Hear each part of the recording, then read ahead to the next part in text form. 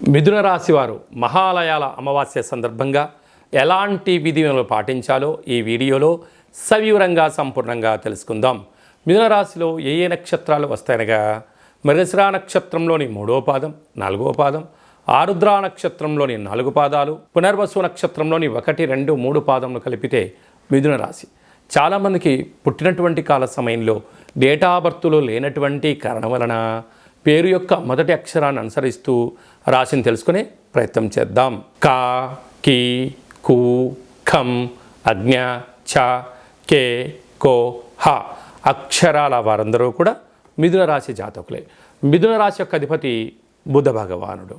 మిథున రాశి వారికి ఈ మహాలయాల అమావాస్య రోజున అందులో బుధవారం రావడం, అక్కడ ఉత్తరా నక్షత్రం, హస్తా నక్షత్రం రోజు అమావాస్య రావడం వలన గతించినటువంటి పెద్దవారందరికీ వారి పేరు స్మరించుకొని యథాశక్తిగా నవధాన్యాలతో కూడినటువంటి పదార్థాలను ఏర్పాటు చేయడము, అంటే మనం ఏదైతే పితృదేవతలకు ఇష్టమైనటువంటి ఆహారాన్ని ఏర్పాటు చేసుకొని ఆకుపచ్చ రంగు కలిగినటువంటి వస్త్రాలను బ్రాహ్మణులకు దానం ఇవ్వడం కానీ, లేకపోతే కాకులకు అలాంటి పదార్థాలను వండి పెట్టడం వలన సకల దోషాలు తొలగిపోతాయని చెప్పి గమనించాలి.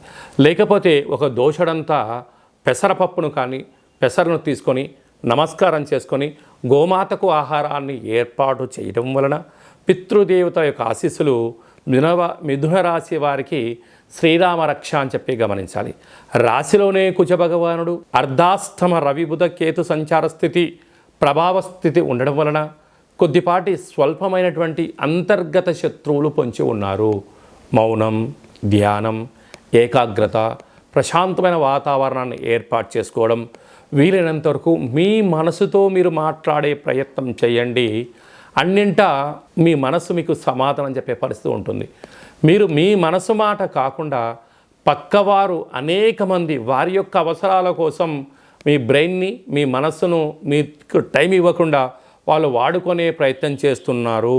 కనుక ఇలాంటి కాల సమయంలో ఏకాగ్రత, ఏకాంతంగా ఉండడం, ప్రశాంతంగా ఉండడం, మౌనం, ధ్యానం, ఆసనం వేయడం వలన మీ మనస్సు ప్రశాంతత కలిగి మీరు అనుకుంటున్న అన్ని పనులలో విజయం ఎక్కడ ఉంటుంది, విజయానికి ఎందుకు ఇబ్బందులు కలుగుతున్నాయి, వాటిని ఎలా అధిగమించాలో మీ బ్రెయిన్, మీ మనస్సు మీకు తెలియజేస్తుంది.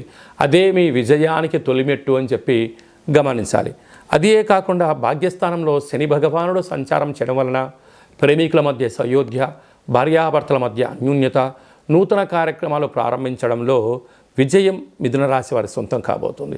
రాజ్యస్థానంలో రాహు సంచారం చేయడం వలన కష్టపడి పనిచేయడం మిథున రాశి వారి సొంతం కనుక ప్రమోషన్స్, ట్రాన్స్ఫర్సు, నూతనమైన పెట్టుబడులు, వ్యాపార ఆకర్షణలో విజయం మీ సొంతమవుతుంది.